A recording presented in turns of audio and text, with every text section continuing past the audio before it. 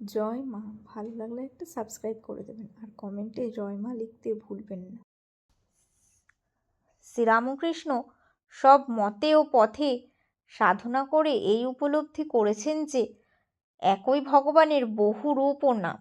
হিন্দুরা যাকে ভগবান বা ঈশ্বর বলছেন, মুসলমানরা তাকেই আল্লাহ বলছেন, আবার খ্রিস্টানরাও তাকেই গড বলছেন। সুতরাং হিন্দু, মুসলমান ও খ্রিস্টানদের ভগবান আলাদা হতে পারেন। উদাহরণ দিচ্ছেন যে একটি পুকুরের অনেক ঘাট, হিন্দুরা জল নিচ্ছে এক ঘাট থেকে, মুসলমানরাও ওই ঘাট থেকেই জল নিচ্ছে, বলছে পানি, আবার খ্রিস্টানরাও ওই জলই নিচ্ছে অন্য ঘাট থেকে, বলছে ওয়াটার। আরও কত ঘাটে কতজন, একই জল ভিন্ন নাম। ভগবানও তাই একই, নামরূপ কেবল ভিন্ন।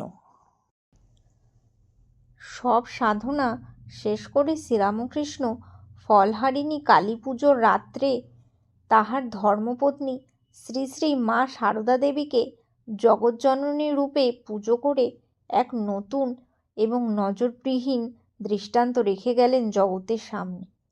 শ্রী শ্রী মা একদিন শ্রীরামকৃষ্ণকে জিজ্ঞাসা করেছিলেন, আমাকে তোমার কি বলে মনে হয়? শ্রীরামকৃষ্ণ তদুত্তরে শ্রী শ্রী সারদা মাকে বলেছিলেন, মন্দিরে যে মা আছে তিনি এই শরীরে মানে সারদা দেবী রূপেই জন্ম নিয়েছেন। তোমার ভিতরে মন্দিরের মাকে সত্যি সত্যি দেখতে পাই।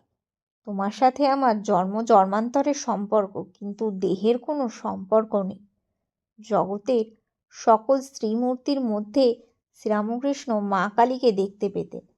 তাই তিনি বলেছেন, জগতের সমস্ত স্ত্রীলোক আমার মাতৃস্বরূপা।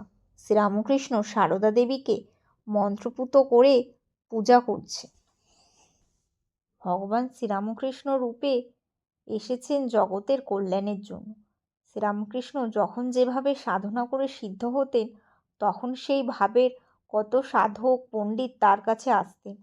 স্কুল কলেজের ছেলেরা এবং বহু বয়স্ক নামজাদা লোক তার কাছে এলেন ভগবানের কথা শোনার জন্য।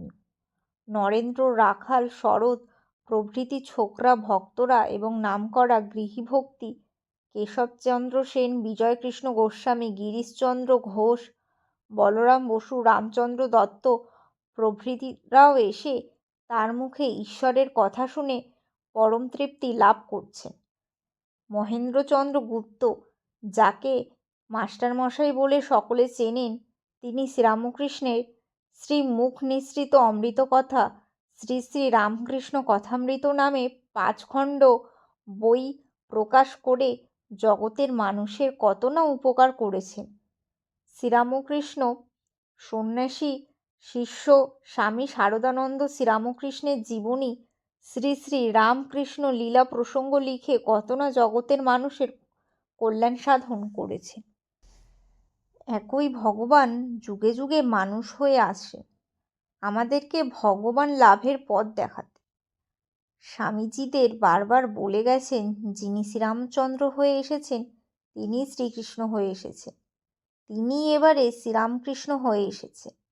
সাধনার পর 13 বছর ধরে শ্রীরামকৃষ্ণ দক্ষিণেশ্বরে, কলকাতার শ্যামপুকুরে ও কাশীপুরে কত ভক্ত পিপাসুকে ঈশ্বরীয় অমৃত কথা শোনালেন।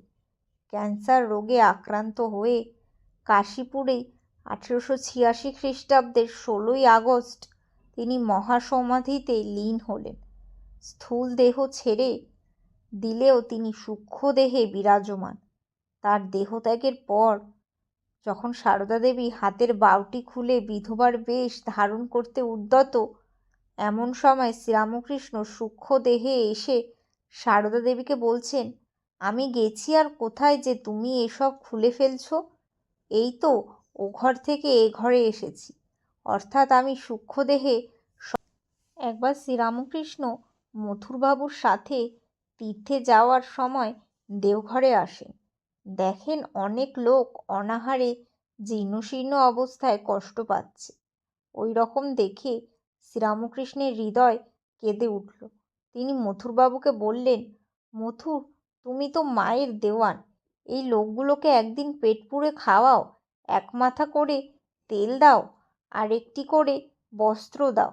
মথুরবাবু প্রথমে চুপ করে থাকলেও শ্রীরামকৃষ্ণের আদেশে মথুরবাবুকে দিয়ে ঠাকুর এই প্রথম শিবজ্ঞানে জীবসেবা করালেন। আরও একবার তিনি রানাঘাটের কাছে মথুরবাবু জমিদারিতে কৃষকদের খাজনা মকুব করালেন। মানুষের জন্য দুঃখে শ্রীরামকৃষ্ণের হৃদয় কাঁদত। শ্রীরামকৃষ্ণ নিজে আচার্য স্বামীজিকে শেখালেন ভগবান জ্ঞানে মানুষের সেবা করো, এতেই ভগবানকে পাওয়া যাবে। স্বামীজি শ্রীরামকৃষ্ণের কথা মতো পৃথিবী ঘুরে ঘুরে মানুষের সেবার কথা বলে গেলেন আর নিজে রামকৃষ্ণ মিশন গড়ে হাতে নাতে তা করে দেখাবার জন্য করলেন।